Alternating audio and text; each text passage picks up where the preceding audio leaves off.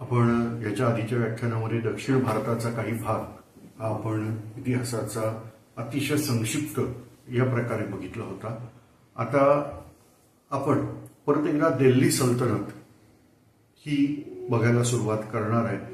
पण तिथं आपण आता ज्या घटना बघणार आहोत म्हणजे आता जी सिच्युएशन आहे ही कशी आहे हे आपण बघूया। तर सगळ्यात पहिलं इथे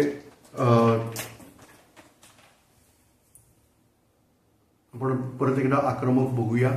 तर यामध्ये पहिलं आक्रमण झालेलं आहे मोहम्मद बिन कासिम याचं, जे साधारणतः इसवी सन 700 मध्ये झालेलं आहे, म्हणजे 8व्या शतकातलं हे आक्रमण आहे। याच्यानंतर मोहम्मद गझनवीचं आक्रमण झालेलं आहे, जे 1000 सालाच्या नंतर म्हणजे 1001 वगैरे अशा वेळेला झालेलं आहे, म्हणजे ते 11व्या शतकातलं आक्रमण झालं। आणि त्याच्यानंतर मोहम्मद घौरी ह्याचं आक्रमण झालेलं आहे ते 1194 नंतर, म्हणजे ते 12व्या शतकातलं आक्रमण आहे। तर अशी ही जी आक्रमणं आपल्याला लक्षात येत आहेत, तर हे काय एका पाठोपाठ एक बसले नव्हते यायला, मध्ये अंतर बघा। पहिलं आक्रमण ते दुसरं आक्रमण 300 वर्षाचं अंतर आहे। ब्रिटिशांचं राज्य आहे फक्त 150 वर्षांचं इथं कम्पेअर केलं तर। 150 वर्ष हा प्रचंड मोठा कालखंड आपल्याला इतिहास वाटला होता।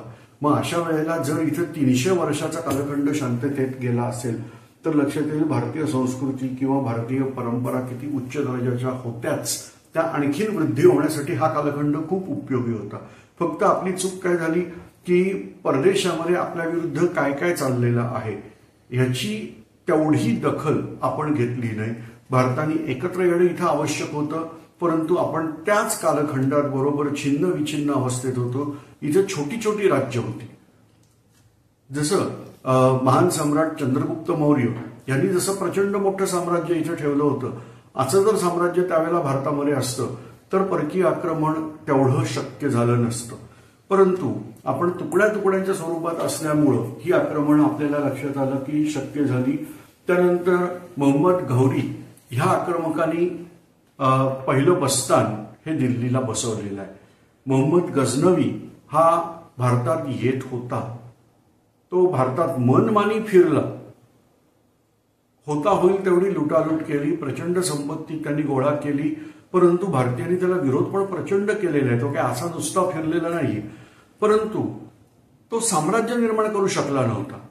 मोहम्मद घौरीचं वैशिष्ट्य असं की त्यांनी साम्राज्य निर्माण केलं, आपण त्यालाच म्हणतो तुर्की रूल किंवा तुर्की राजवट। आता ही तुर्की राजवट ही साधारणतः ह्या नकाशात जर मी दाखवली तर लक्षात येईल की हा अफगाणिस्तान आहे आणि इथे पंजाबातल्या लाहोर पर्यंतचा जो भाग येतो हा खरं तर त्यावेळेला तो मोहम्मद घौरीच्या गुलामाच्या, तो याल्डूज नावाचा जो कोण गुलाम होता त्याच्या हातामध्ये होता। आणि तिथून पुढचा जो भाग आहे लाहोर पासून पुढचा, तर मी ह्या रेषा थोड्याशा या पद्धतीत देतोय।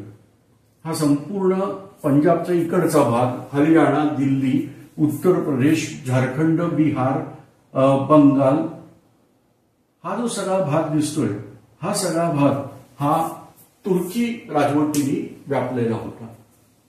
आता ह्या सगळ्या तुर्की राजवटीनंतर म्हणजे ही राजवट आहे, याला गुलाम घराणं म्हणतो, मामलूक वगैरे असं काहीतरी नाव आहे, यांचा अंत झाला आणि इथं खिलजी घराण्याची स्थापना झाली।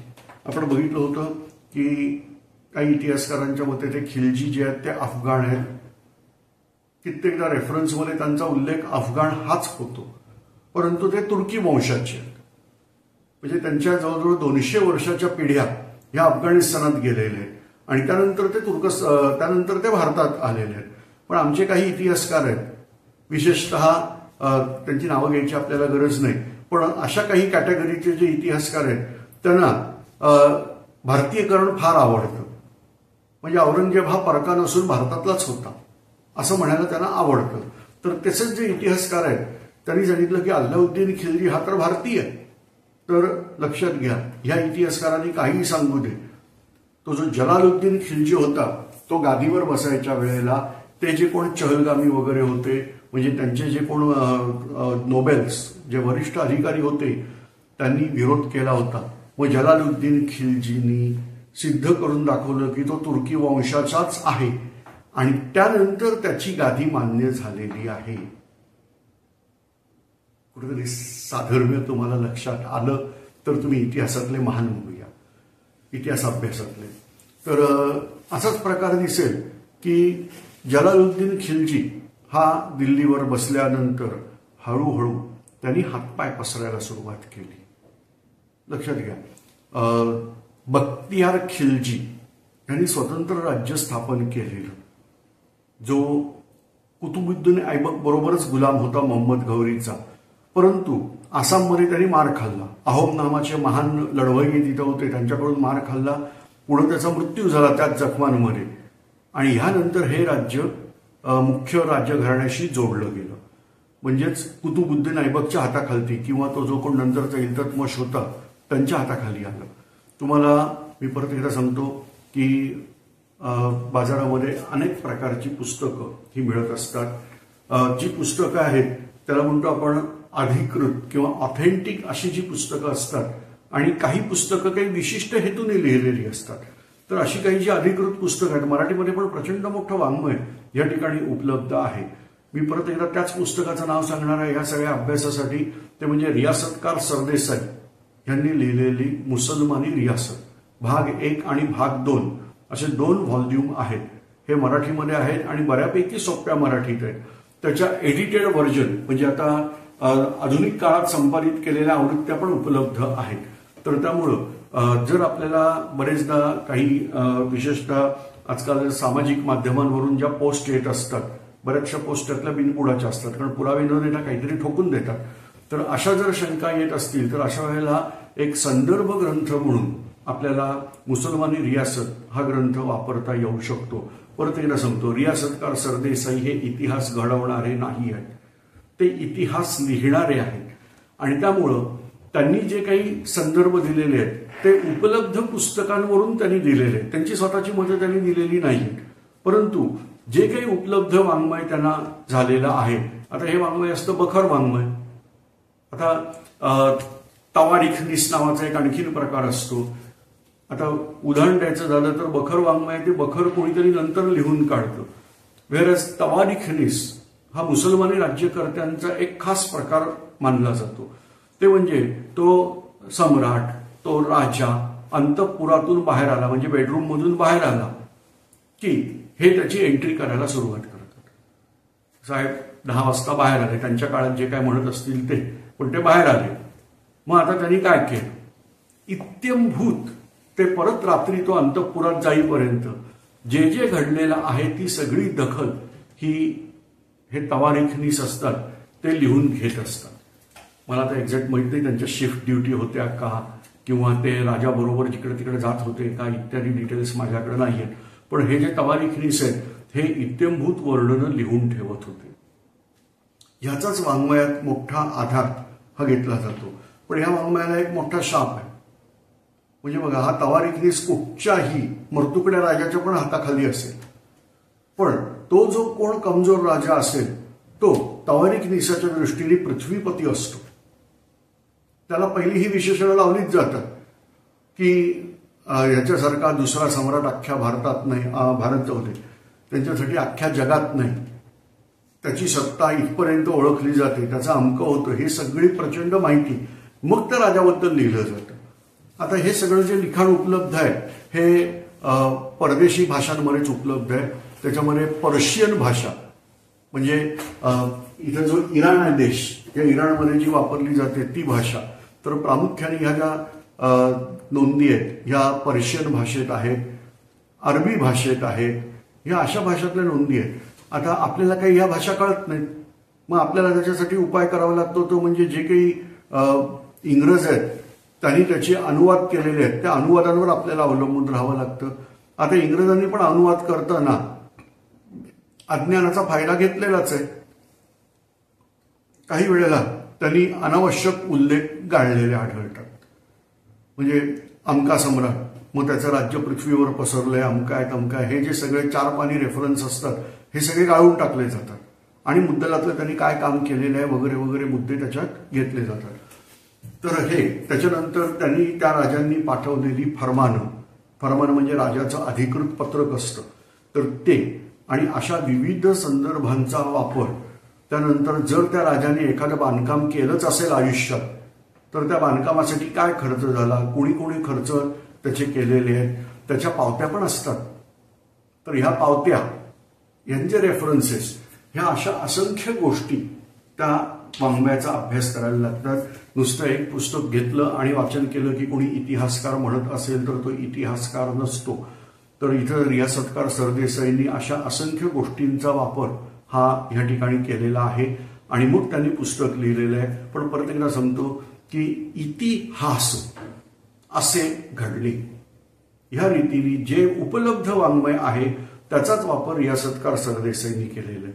ह्या उलट स्वातंत्र्यवीर सावरकर जेव्हा इतिहास लिहितात त्यावेळेला पहिला भाग आहे डेटा. डेटा म्हणजे माहिती, जी माहिती घेतात आणि त्यावर विश्लेषण करून लिहितात. फरक हा मोठा फरक पडतो की जी माहिती आहे त्याच्यातून उपलब्ध माहितीचं विश्लेषण करून त्यावर आधारित लिहिणं, हे स्वातंत्र्यवीर सावरकरांचं एक उत्तम वैशिष्ट्य आहे. आणि त्याच्यामुळे तुम्ही स्वातंत्र्यवीर सावरकरांनी लिहिलेली जर पुस्तकं वाचली, उदाहरणार्थ 6 सोनेरी पानं, हे मी नेहमी पुस्तक सांगतो, मराठी थोडीशी कठीण आहे. म्हणजे स्वातंत्र्यवीर सावरकर जी मराठी लिहितात ती थोडीशी उच्च दर्जाची आहे. आता माझ्या बोलण्यामध्ये अनेक इंग्लिश शब्द येतात किंवा अनेक उर्दू शब्द येतात. उच्च दर्जा हा शब्द उर्दू आहे. तर असे आपल्या बोलण्यामध्ये अनेक शब्द येत असतात. जेव्हा स्वातंत्र्यवीर सावरकर लिहितात त्यावेळेला कटाक्षाने परदेशी भाषेतले शब्द ते टाळतात आणि तिथं मराठीमधलेच शब्द प्रयोग करतात ज्यावेळेला शक्य नाही. आता उदाहरणार्थ कोट आहे, जो आपण अंगावर कोट घालतो त्याला मराठीत काय म्हणणार? तर मराठी लोकांच्या जो काही पोशाख आहे, पोशाख पण तोच शब्द आहे. तर असे जे शब्द आहेत, तर आपल्या लोकांच्या पोशाखामध्ये कोट हा शब्दच नाहीये. मग स्वातंत्र्यवीर सावरकर म्हणतात की अशा वेळेला तो शब्द जसाच्या तसा घेतला पाहिजे. गुलाब केवढं सुंदर फुल असतं. खरं तर भारताचं राष्ट्रीय फुल गुलाब व्हायला हरकत नव्हती, पण इथं गडबड अशी आहे की गुलाब हा आमच्या देशातला नाहीच आहे. हा आहे पर्शियातला, म्हणजे इराणातला. ते इराणचं राष्ट्रीय फुल, तो भारतात नंतर कधीतरी आलेला आहे. आणि मग अशा वेळेला त्याचं नाव हे गुलाब आहे तर गुलाबच ठेवा. त्याला उगीच सुपुष्प वगैरे असलं काहीतरी नाव द्यायच्या फंदात पडायचं नाही. तर स्वातंत्र्यवीर सावरकरांचं म्हणणं आहे की ज्या भाषेमध्ये जी नावं आहेत आपल्याकडे ते त्याचं पॅरलल नाही ते तसंच ठेवायचं. पण जिथं तुम्हाला नाव देणं शक्य आहे, आता उदाहरणच देतो आणि आपण मुद्द्यावर जाऊया. ते म्हणजे डेट. ह्याला मराठीत काय म्हणणार? तर त्याच्यासाठी आपण सर्रास शब्द प्रयोग करतो, तो म्हणजे तारीख. मी तिथी नाही म्हणू शकत, कारण तिथी ही भारतीय कालगणनेनुसार येते.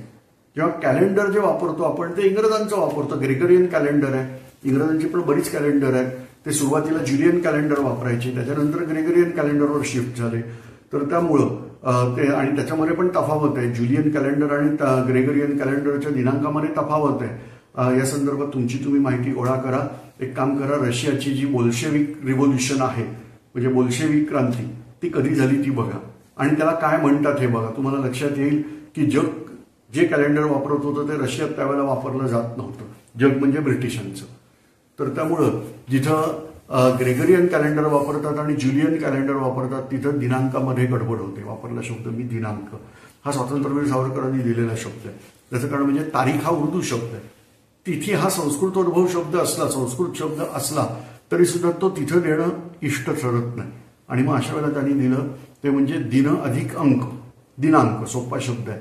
तर असे शब्द दिलेले आहेत. त्यामुळे जे काही स्वातंत्र्यवीर सावरकरांनी लिखाण केलेलं आहे तर ते थोडंसं समजायला कठीण जातं. पण तुमच्यापैकी जी मुलं MPSCची परीक्षा देणार असतील तर तुम्हाला एक प्रशासकीय मराठी हे यावं लागतं. आणि स्वातंत्र्यवीर सावरकरांनी जो शब्दकोश दिलेला आहे, भाषाशुद्धी शब्दकोश दिलेला आहे, त्याच्या आधीचा शब्दकोश आपल्याला माहिती आहे की छत्रपती शिवाजी महाराजांच्या कारकिर्दीमध्ये त्यांच्या प्रेरणेने हा शब्दकोश झालेला आहे, राजभाषा कोश. तर तसा राजभाषा कोश जो झाला त्याच्यानंतर इंग्रजांचं राज्य आल्यामुळे अनेक नवीन नवीन शब्द त्याच्यात आलेले आहेत.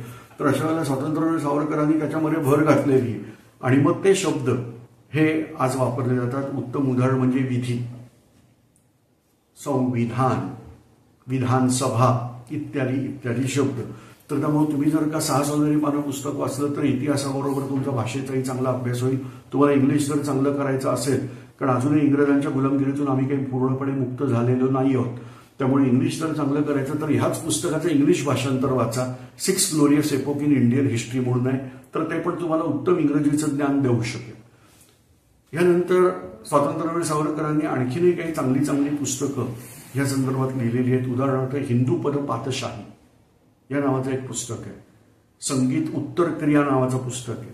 तर अशी काही पुस्तकं वाचली की त्याच्यातून पण इतिहासातल्या बऱ्याच गोष्टींचा बोध हा आपल्याला होतो. दुर्दैवाने शाळेमध्ये एवढ्या गोष्टी शिकवल्या जात नाहीत. आम्ही शाळेत असताना आम्हाला सावरकरांचं वाङ्मय म्हटल्यावर फक्त माझी जन्मठेप एवढंच माहिती होतं. प्रत्यक्षात 10 खंड भरतील इतकं मोठं वाङ्मय उपलब्ध आहे. savarkarsmarak.com या संकेतस्थळावर आलात तर तुम्हाला हे सगळं वाङ्मय मिळेल. त्यानंतर तिसऱ्या लेखकाचं नाव मी घेतोच नेहमी, ते म्हणजे पु ना ओक. यांचं विश्लेषण अतिशय उत्तम आहे आणि त्यामुळं या कालखंडात ज्या घटना घडलेल्या आहेत त्या संदर्भात पु ना ओकांचं विश्लेषण हे दुसरी बाजू म्हणून तुम्ही ऐकायचं. कारण शेवटी असं आहे की पुस्तकात ज्या गोष्टी लिहिलेल्या आहेत त्याच आपल्याला परीक्षेमध्ये उत्तरं म्हणून लिहायच्या. पण एखाद्या गोष्टीचा अभ्यास जर सखोल म्हणून करायचा असेल तर पु ना ओकांची पुस्तकं पण आपण अवश्य वाचा. यानंतर आपल्या मुख्य मुद्द्याकडे येऊया. आता यांचं स्वप्न होतं सगळा भारत जिंकायचं, जे सिकंदराचं पण कधी काळचं स्वप्न होतं. सिकंदराला ते जमलं नाही, पण नंतर डिमिट्रियस, मिनांडर या मंडळींनी हा उपद्व्याप करून बघितला, पण संपूर्ण भारत काही त्यांना जिंकणं शक्य झालं नव्हतं. आता हे जे तुर्क आक्रमक आहेत यांना हे स्वप्न होतं की संपूर्ण भारत आपल्या पंजाखाली आणायचा. अर्थात यासाठी त्यांचे प्रयत्न सुरू झाले होते. राजपूतांवरती धाडी पडायला लागल्या होत्या. आपण बघितलं होतं जलालुद्दीन खिलजी यांनी राणा हमीर ज्याच्या आपण किल्ल्याचं नाव बघितलं होतं, दोन्ही नावं सांगितली होती. एक आहे रणथंबोर जे प्रचलित इतिहासात म्हटलं जातं आणि दुसरं रतनभोर असं नाव मिळतं. थोडंसं डिस्लेक्सिक प्रकार वाटतो, पण इथे रणथंबोर किंवा रतनभोर तर या ठिकाणचं हे युद्ध झालेलं आहे ज्याच्यात जलालुद्दीन खिलजी हारलेला आहे. पण ते तसं लिहित नाही. इंग्लिशमधलं सांगतो, मी इंग्लिश वाचलेलं आहे म्हणून सांगतो. That Jalaluddin Khilji was quite tender towards his people and many people were killed in this battle. He decided to move away from Ranthambore. हे अशी वाक्य आहे. आता याच वेळेला मध्य प्रदेशामध्ये यांचा मोठ्या प्रमाणात शिरकाव झालेला आहे आणि अल्लाउद्दीन खिलजी ह्या आपल्या मुलासारख्या असणाऱ्या परंतु जावयाला जास्ती बोलायची गरज नाही आहे, कारण जलालुद्दीनच्याच मुलीशी अल्लाउद्दीनचं लग्न झालेलं आहे. अल्लाउद्दीन खिलजी हा जलालुद्दीनचा पुतण्या आहे. लहानपणापासून जलालुद्दीननीच अल्लाउद्दीनला सांभाळलं, मोठं केलं. या सगळ्या गोष्टी झालेल्या आहेत आणि अशा वेळेला त्याच्याच मुलीशी लग्न पण त्यांचं झालेलं आहे. आणि मग अल्लाउद्दीन खिलजीला त्यांनी मध्य प्रदेशामध्ये कुठेतरी करहा माणिकपूर नावाची जागा आहे त्याची सुभेदारी बहाल केली. अल्लाउद्दीन खिलजी हा खूप महान माणूस आहे. कुठच्या अर्थाने सांगतो? वॉरियर. पण बाय हुक ऑर क्रूक म्हणजे इंग्लिशमध्ये म्हणतात की बाबा everything is fair in love and war. ते लव उगीच चिकटवतात त्याच्यात, पण everything is fair in war कधी इंग्रज जिंकतात त्यावेळेला. समोरचे जर जिंकायला लागले तर हे म्हणतात नाही हे इनजस्टिस आहे, अमकाय तमकाय. तुम्ही आपण अजून बघायचा आहे तो भाग, पण तुम्ही इंग्रजांनी भारत जिंकतानाच्या गोष्टी ज्या केलेल्या आहेत त्याच्यात त्यांचा एक आवडता शब्दप्रयोग आहे ब्लॅक होल ट्रॅजेडी. हा त्यांना तो चिकटवल्याशिवाय गंमत येतच नाही इतिहास लिहायची. तर तसा ब्लॅक होल ट्रॅजेडी म्हणून तुम्ही शोधून बघा. हे त्यांचे खूप महत्वाचे शब्दप्रयोग हे बऱ्याच ठिकाणी येतात. रॉबर्ट क्लाइननी जे युद्ध केलं त्यातही ब्लॅक होल ट्रॅजेडी वापरलेली आहे. 1857च्या उठावाच्या वेळेला कानपूरमध्ये झाले त्यालाही यांनी नाव दिलेलं आहे ब्लॅक होल ट्रॅजेडी. तर अशा काही गोष्टी तुम्हाला इतिहासात बघायला मिळतील. तर तसं इथे आपण बघतोय त्याप्रमाणे अल्लाउद्दीन खिलजी हा ग्रेट वॉरियर, पण म्हणजेच कुठच्या अँगलनी काहीही झालं तरी मला युद्ध जिंकायचंच आहे या रीतीने होता. याचा रणांगणाचा अंदाज खूप चांगला होता. याच्यामध्ये दुर्दम्य इच्छाशक्ती होती आणि मग काकाच गादीवर बसलाय म्हटल्यावर त्याच्या हातात अमाप सत्ता होती. याच्या सुरुवातीच्या कालखंडात मंगोल आक्रमकांबरोबर त्याला युद्ध खेळावी लागलेली आहे. कारण आपण बघितलं होतं चेंगीज खानाने जे काही त्याचं जे जगदव्यापी साम्राज्य निर्माण करून ठेवलं होतं ते चेंगीज खानाच्या मृत्यूनंतर त्याचे तुकडे उडाले होते. पण हे प्रत्येक तुकडे पण इतक्या मोठ्या आकाराचे होते आणि मंगोलांची पैदास पण भरपूर होत होती तिथे. आणि त्यामुळं मनमानी हे मंगोल भारतावर आक्रमण करायला यायचे. लक्षात ठेवा, हे मंगोल हे मुसलमान धर्माचे नाही आहेत. मंगोल वंशाचं वैशिष्ट्य असं आहे की ते त्यावेळच्या लोकांचे की ते धर्माला फार चिकटून नसायचे. त्यांना जी काही गंमत जम्मत करायला मिळेल, आपलं सुखी लाईफ मिळेल, एवढ्यामध्येच ते खुश असायचे. मोठमोठी साम्राज्य करायची, अधिकार गाजवायचे, आपल्या संख्याबळाचा योग्य तो वापर करायचा आणि सगळ्या जगाला उपद्रव द्यायचा. लोकांचंच पुढतेच उद्योग आहेत जे यांनी चालू ठेवलेले. आणि त्याप्रमाणे भारताच्या सीमेपलीकडून मंगोलांची आक्रमणं ही कायम आहेत. आपण बघितलं होतं की जेव्हा तो जो गुलाम घराणं होतं त्यातला तो बलबन होता, त्याच्या वेळेला तर लाहोरपर्यंतचा भाग तारघी खानाने जिंकूनच घेतला होता. म्हणजे जरी मी इथं हे एवढं साम्राज्य दाखवत असलो, लाहोर इथं भारताच्या सीमेला लागून आहे, काहीतरी 35-40 किलोमीटर अंतरावरच येतं, तर तिथपर्यंतचा सगळा भाग हा तारघी खानाच्या हातात होता. याच्यानंतरही वारंवार मंगोल आक्रमणं सीमेपलीकडून होत होती. अशीच आक्रमणं सुरू असताना अल्लाउद्दीन खिलजीनी त्यांचा प्रतिकार हा बऱ्यापैकी केलेला दिसतो. आणि ह्यानंतर हळूहळू इथं गोंधळ झालेले आहे. आता इतिहासाचे रेफरन्सेस वेगवेगळे मिळतात. म्हणजे याच्यात जो कालगणनेचा जो गोंधळ आहे तो थोडासा होतो आणि संदर्भ पण उलटे सुलटे मिळत जातात. त्यामुळे इथं निश्चिती अशी काही नाहीये. मी जो तुम्हाला इतिहासाचा भाग सांगणार आहे हा मी 6 सोनेरी पाने या पुस्तकात दिल्याप्रमाणे मी कालक्रम हा इतिहासाचा सांगणार आहे. याचं कारण म्हणजे प्रत्येक इतिहासकारांनी त्यावेळच्या, आजच्या नाही, त्यावेळच्या इतिहासकारांनी दिलेले रेफरन्सेस हे वेगवेगळे आहेत. तर त्यामुळं आपण आता हा जो भाग बघणार आहे ते R.C. मुजुमदारांचं पुस्तक आहे किंवा 6 सोनेरी पाने आहे. तर अशा पुस्तकांमध्ये काय दिलेलं आहे आणि मुसलमानी रियासत बट नॅचरल, तर याच्यामधून आपण काही भाग हा घेणार आहे. अल्लाउद्दीन खिलजीच्या सैन्याने गुजरातवर हल्ला केला. पण मी अल्लाउद्दीन खिलजीला थोड्या वेळ परत सोडून देतो. आपण तो टॉपिक नंतर बघू. आपण आधी देवगिरीवरती येऊ. आपण याच्या आधीच्या एका व्याख्यानामध्ये बघितलं होतं त्याप्रमाणे देवगिरीला यादव हे राजे राज्य करत होते, जे सुरुवातीला होयसळांचे मांडलिक होते. त्यानंतर त्यांनी होयसळांचं स्वामित्व झुगारून दिलं होतं किंवा काही रेफरन्समध्ये ते अति नॉमिनल मांडलिकत्व होतं असं म्हणतात. मला वस्तुस्थिती काय आहे ती माहीत नाही. पण देवगिरीचे राजे जे आहेत ते यादव राजे स्वतःला स्वतंत्रच मानत होते. त्यांची काय म्हणतात त्याला बिरुदावली असा शब्द वापरतात. बिरुदावली म्हणजे राजाचं नाव घ्यायच्या आधी काय काय वापरतात. उदाहरणार्थ इथे जो राजा आहे त्याचं नाव आहे रामदेवराय यादव, पण त्याच्या आधी जी काही बिरुदावली येते त्याच्यामध्ये बरेच शब्द येतात. म्हणजे उदाहरणार्थ प्रौढ प्रताप पुरंदर चक्रवर्ती. प्रौढ म्हणजे मोठा, प्रताप पराक्रम, पुरंदर इंद्रच, चक्रवर्ती याचा अर्थ आपल्याला आधी सुरुवातीपासून माहिती आहे की बऱ्याच मोठ्या भूभागावर ज्याचं राज्य आहे त्याला म्हणतो आपण चक्रवर्ती सम्राट.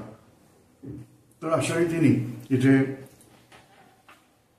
प्रौढ प्रताप पुरंदर चक्रवर्ती, त्याच्यानंतर आणखीन बरेच काय काय येतं.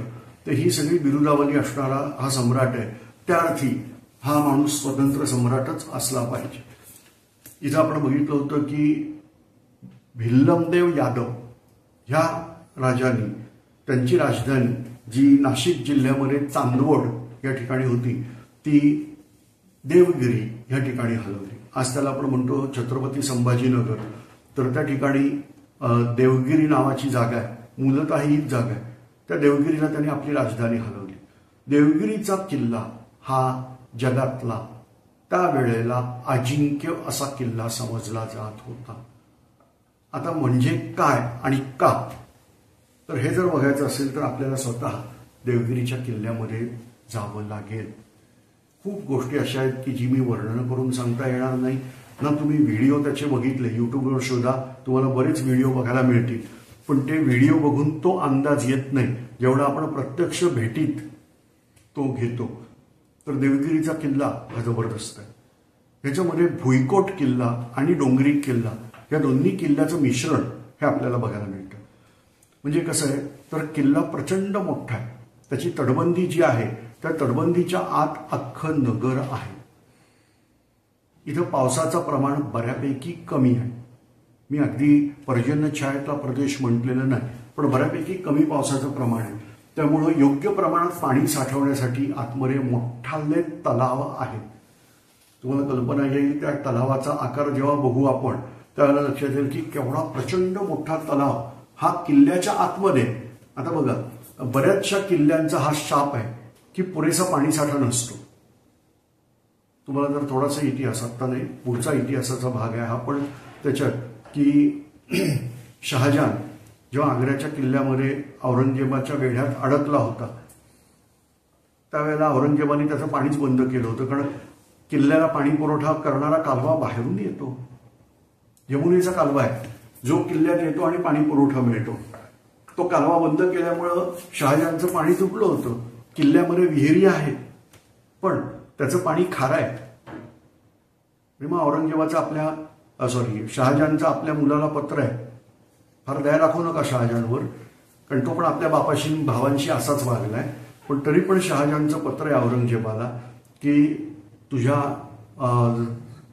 ज्यांना शत्रू समजतोस अशा हिंदूंकडे बघ, त्यांची माणसं मेलेल्या त्यांच्या पितरांना पण पाणी देतात आणि तू तुझ्या जिवंत बापाला पाणी देत नाहीये, अशा अर्थाचं पत्र आहे.